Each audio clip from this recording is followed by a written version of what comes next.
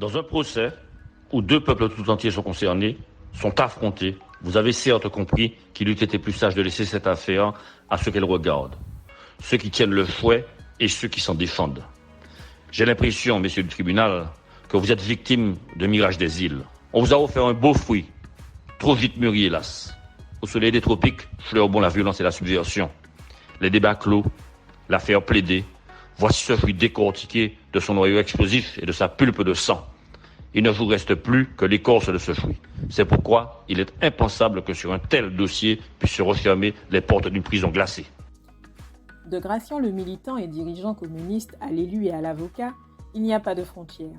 Gratien, c'est l'avocat du peuple, l'orateur au verbe redoutable. Moi, je descendais souvent quand il plaidait, je partais du François ou ici, et j'allais, oui, je me mettais dans la rue, Périnon pour écouter parce que le tribunal était tout près, on entendait, et en ce temps-là, les avocats parlaient fort, parlaient haut. En 1945, premier adjoint à Fort-de-France, il doit, selon la loi, choisir entre son métier au lycée Schellcher et la politique. Il abandonne donc son poste à l'Economa et ouvre un cabinet d'avocats. Les moyens sont modestes et c'est dans un petit local à la rue Victor Hugo qu'il exerce. Les clients affluent, mais n'ont pas toujours les moyens de payer.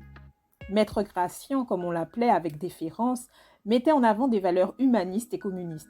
Il se bat sur le front de la répression auprès des travailleurs sans grande défense face à un patronat lié à une administration viciée.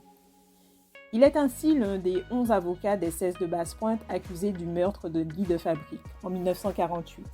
Le procès est déplacé à Bordeaux. Avec Gratien, c'est la mobilisation du Parti communiste et de ses relais en France. La défense choisit de faire le procès du colonialisme. Gratien décrit les conditions de vie déplorables des ouvriers agricoles et sa plaidoirie est considérée par tous comme le coup de grâce.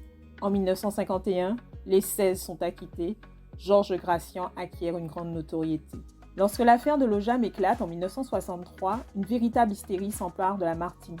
De jeunes colonialistes sont inculpés. On fait appel une fois de plus à Maître Gratien.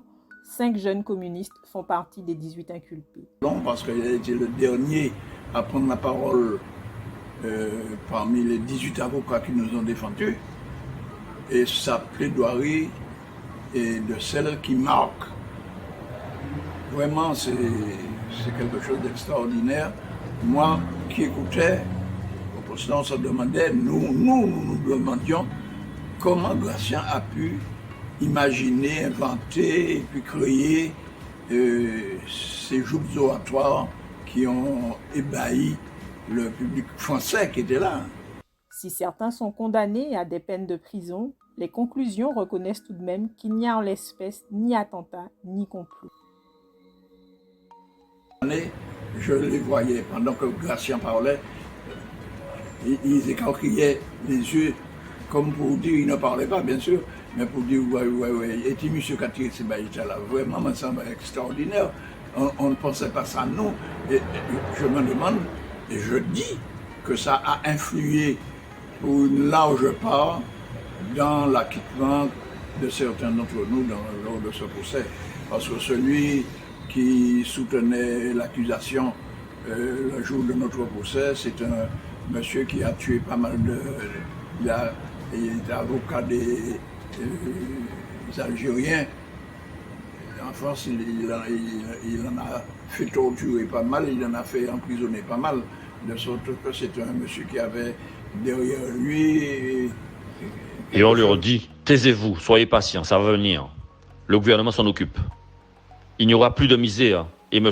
Gros-Lemoud se garde bien à ce moment-là de faire des comparaisons entre la misère française et la misère martiniquaise. Il se garde bien de dire qu'il y a officiellement 80% d'indigents. Cela est reconnu dans une thèse qui a été écrite par le professeur de faculté de Bordeaux, M. Revert. Il se garde bien de faire des comparaisons avec les autres départements français. Si on le faisait, vous verriez que lorsque l'on compte chez nous 170 000 hommes et femmes inscrits à l'assistance médicale gratuite, il y en a dans le département à la population analogue qu'à peu près 1 millier, 2 milliers ou 3 milliers au maximum.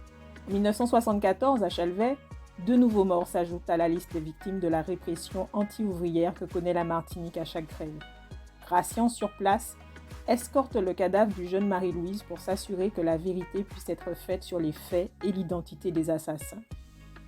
On le retrouve aussi dans la défense des jeunes arrêtés lors de la grève. Puis en 1974, là, effectivement, c'est lui qui est intervenu le premier et qui a tout de suite, dans sa plaidoirie, qui a tout de suite remis les pendules à l'heure, on va dire, en insistant sur, pour ce qui me concerne, sur les actions que je menais auprès des travailleurs. Il y avait des intervenants principaux qui étaient, alors il y avait Maître Darcière, Maître Félix Roth de la Guadeloupe, Maître Gracian et un avocat qui venait du barreau de Versailles qui était Maître Gwenbach. Autre affaire, autre temps, la réputation de Gracian lui amena aussi des clients plus aisés, comme dans l'affaire des consorts Lasserre. Eugène Aubéry, en 1923, avait racheté à un coût très bas, trop bas, les actions que les héritiers Lasserre détenaient dans le capital de l'usine du Larentie.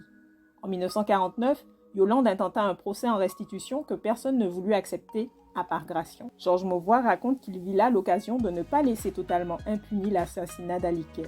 Le procès fut finalement gagné en cassation. Gracian assura souvent gratuitement la défense de travailleurs impactés par la grande crise sucrière des années 1960. Les mots de Gracian viennent du cœur et n'hésitent pas à cibler l'État lui-même. Cravache-là, comme on le surnomme, gêne en haut lieu et est attaqué dans sa fonction d'avocat. En 1961, il écrit son discours sur 3 tomes d'une traite, les larmes aux yeux, et accuse ceux qui donnent du plomb quand on demande du pain. L'État engage des poursuites contre lui, on tente de le radier de l'ordre sans succès grâce à la mobilisation de ses confrères, dont Camille Darcière. Il a eu ce discours sur 3 tomes qui a marqué aussi le politique mais l'avocat, parce que c'est un discours où il a été courageux, il n'a pas mis de limite à sa parole. Il dit les choses, peut-être parce qu'il avait de la souffrance, peut-être parce qu'il avait de la colère, mais lorsqu'il parle de on assassine dans le dos au nom de la loi, au nom de la force de la loi qui vient de France, et qu'il dit que même couché par terre, on tire dans le dos. Il parle que l'armée forme ici une Gestapo, on est en 1961, et on est en pleine guerre d'Algérie. Donc on sent que c'est la liberté de parole. C'est un avocat qui sait ce qu'il risque, mais néanmoins, il parle, il dit les choses, il est un rempart pour un certain nombre de ceux qui sont attaqués, mais il est aussi celui qui porte la voix et celui qui dit les choses. On a voulu le faire taire, on a voulu le casser, on a voulu le radier du barreau, mais il a résisté. Gracian a certainement été victime de prises de position trop franches et politiques, et ne sera élu au poste de bâtonnier que tardivement, proposition qu'il décline immédiatement. Mais certains continueront quand même à lui accorder ce titre. Quand Georges Gracian s'éteint le 20 juin 1992, il reçoit un hommage unanime au Lamentin. Les avocats du barreau en robe viennent en masse saluer leurs confrères. Aux côtés des communistes, une délégation du PPM est menée par Césaire. Émile Maurice rend hommage à l'ancien président du Conseil général. 30 ans après, que reste-t-il de cet engagement ? Où est Gracian dans l'espace public et pourquoi est-il si rare ? Il y a eu certes le livre de son ami Georges Mauvois, un avocat dans le siècle, ainsi que les nombreux articles rédigés dans le journal Justice qui font perdurer la mémoire de l'homme. Au Lamentin, ville qui dirigea pendant 30 ans et qu'il mena sur la voie de la modernité, une avenue et son nom donné au stade. À Fort-de-France, où il fut le premier adjoint pendant 10 ans, une rue dans une ZAC loin du centre-ville. Au Diamant, commune où il a choisi de finir sa vie auprès d'Eugénie, on a inauguré une rue qui porte son nom. 30 ans après sa mort, l'Ordre des avocats et la ville du Lamentin se rappellent l'acteur de la vie politique et judiciaire qu'il fut.